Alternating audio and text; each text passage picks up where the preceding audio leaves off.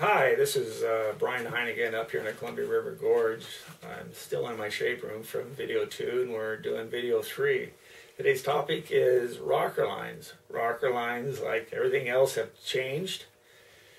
They've gone straight, they've gone with more rocker, less rocker, more nose kick.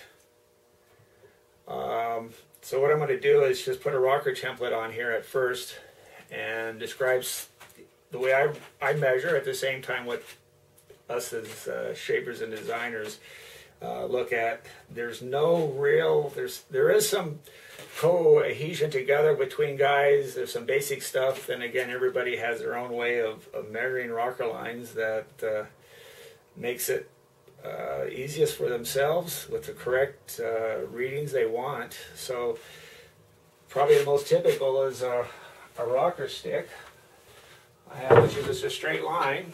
Just a straight piece of wood. I got a tape measure on mine, measures the length. This is a 10-foot piece of straight wood. I've had it for 22 years, so I've measured just about every board I've ever shaped. There's a measure with this stick in the last 22 years. Rocker lines, the amount of curve on the bottom of the board. This is your nose rocker, or a lot of people want to call it your scoop.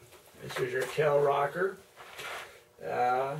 And everybody has their theory, what's fast, what's loose. You know, I dial mine down into millimeters because that's how important our rocker lines are. Right now I measure the middle of the stick on the middle of the template that I have in the middle of the board, and it produces two measurements, the nose measurement and the tail measurement. Because this is glued up my rocker line, I know this is correct. I can take a really simple way to do it. You just grab a ruler and you measure it. Okay, that's that. And you come up here and you measure here. I call this rocker right here is your come to plane rocker. This is important to get you up on plane because the majority of the board is wetted at this time, especially on smaller boards. There, you have most of the boards pretty much submerged. As you move faster, less and less board is submerged. The second rocker I like to talk that I came up with, and I don't know if anybody does that, and it doesn't bother me if they don't, is what I call my working rocker line. This is once you're on plane, from plane to top end and back, from turning, pretty much works on the back 2/3 of the board. And there's a certain measurement that I like back here, and up at a certain point I measure a certain thing, and that has a curve to it, which has to fit in my parameters of the 44 years I've been building boards, and what I like to see for, you know, coming to plane, staying on plane, reducing my wetted surface. If I was to build a slalom board, I'd make it a little straighter. Straighter boards plane a little better. Wave boards with a lot more rocker don't plane as well. Now the third rocker what I use is with this. This is my top end rocker. I'll lay this down, push on the back, and it has a certain amount of measurement to it. That's your top end rocker. And over the years I developed a certain curve back here, which I like.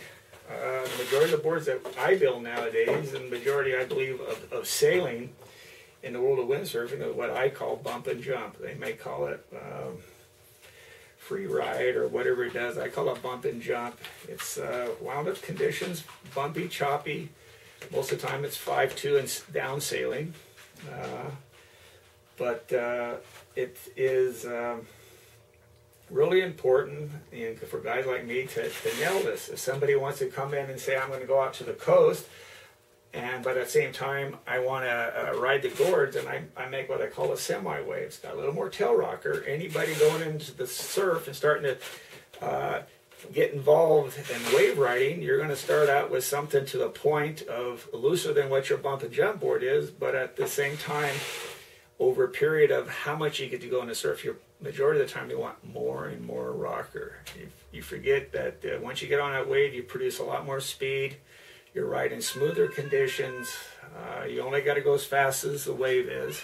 So it's a entire different animal than a bump and jump or a slalom board.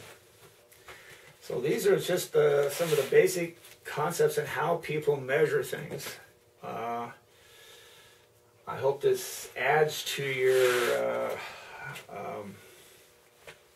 arsenal of what you need and figure out and get educated into moving in the direction where you can find happiness in designs. You can look at something new and say, well, this looks slower than last year's board, or this is going to be really fast, and I thought I was going fast enough already. If the rocker line's really straight on this thing, I might be purling. So narrow down, what these videos are about, narrow down what works for you, you know. So again, I thank you for your time, and hope this is another few minutes of moving you into the direction of you being, I guess, self-sufficient and developing your own style of board that you like. Thank you kindly for the time.